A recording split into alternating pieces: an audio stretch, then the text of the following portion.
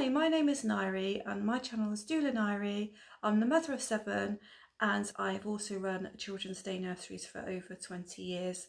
I'm also a trained doula. So I'm here today just to share my experiences with you on fussy eaters. And I've had quite a few in my time. I still have one in the house now. So it's not much fun, is it, actually trying to get children to eat sometimes. So the first thing that I want you to bear in mind is the age of your child. You can't expect the same from an 18-month-old as you can from a 6-year-old. So you need to be thinking about in terms of the fact that when they're younger, they're still trying to experiment with foods and textures, and it's really easy to get into the mindset of becoming panicky about what they are and what they're not eating. Most children, after a while, develop a wide range of tastes. They're quite happy to try a wide range of foods. So if you have, say, an under 2-year-old, keep introducing new foods to them, keep them interested, keep them on their toes. And sometimes it's quite helpful actually to put a choice on the table so that you know that you want them to eat some of it, but you don't need them to eat all of it. Then you have the children who are growing up and they are fussy, they're defiant overeating, and it's really difficult to know what you're going to do with them. So here's just a few tips for you based on my own experiences. And what I would say as well, if you're a foster carer or adopter, really common to have children that are quite difficult over their eating. So the first thing that you would definitely not do is you wouldn't give them too much on their plate. So give them enough and also a little bit of a wiggle room that if they don't eat it all, you're still going to be satisfied with what they've had. Secondly, children that I've come across as well, they actually like to have their food separated quite a lot on the plate. They don't like, they struggle more with mixtures of food. It tends to be that if you're giving them a casserole and it's got bits in it, that's more difficult than if you're separating food out. So yes, it's a bit, tricky to have to do that all the time, but that might really help you. Also, I wouldn't give them a choice. You can get into the habit of saying, would you like this? Would you like that? Most children don't really know what they want. So, don't give them a choice. Just keep it simple and don't make extra work for yourself. Anxious children can sometimes be difficult with their eating, and anxiety can make us all difficult with our eating. Now I know that if I'm anxious I actually go and eat a lot of chocolate, but if I'm actually really worried about something, then I actually stop eating, I don't eat so much. So we're all the same, adults and children are similar.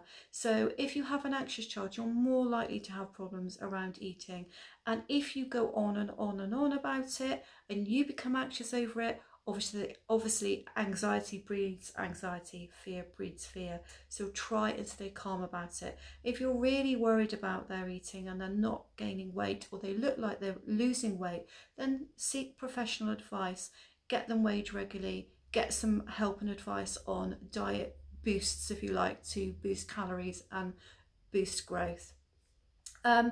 Also, what you need to be thinking about as well is that some children have a funny thing around smells, and they just find some smells really put them off. I mean, I guess fish might be an obvious one for some children.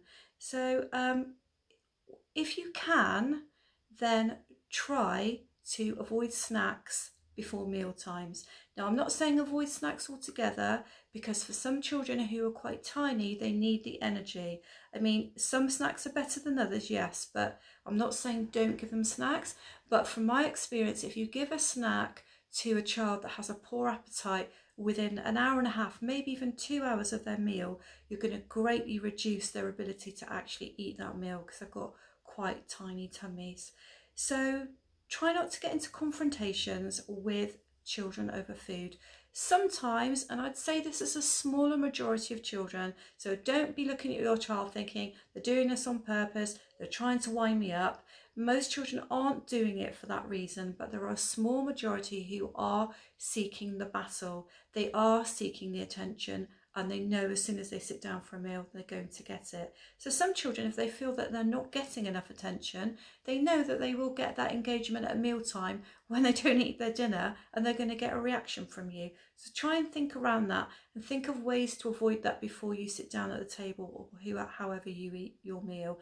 And as I said before, if you can lay out a few choices on the table where they have to make the choices of what they're going to eat, rather than you are going to force them to eat certain things, that's a really good way to go forward. So again, guys, the bottom line is, you know, most children sort out their eating over a period of time. If they don't, you need to seek medical advice, get them weighed regularly, but just try to stay calm. And what I would say is this is such a common problem. When I was running the nurseries, this was probably one of the biggest thing that parents had a problem with. And the bizarre thing was, as we used to cook full meals for them at midday, and we always used to have loads of vegetables in there. Cabbage used to feature, and you know what, most of those children used to sit down with their peers and eat the meals, because it was almost like that was the expectation that they were going to.